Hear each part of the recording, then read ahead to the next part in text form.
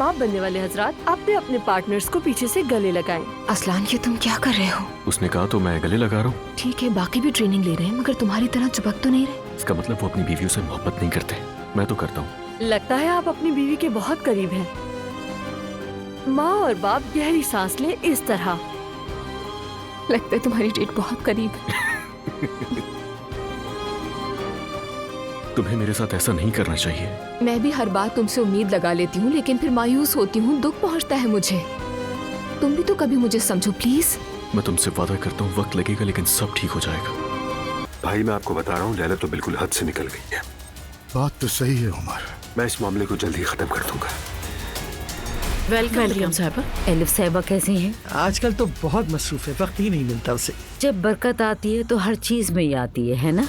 इश्क हो या मोहब्बत। क्या मतलब मोहब्बत? एलिफ साहिबा और उमर की मोहब्बत का सुनकर।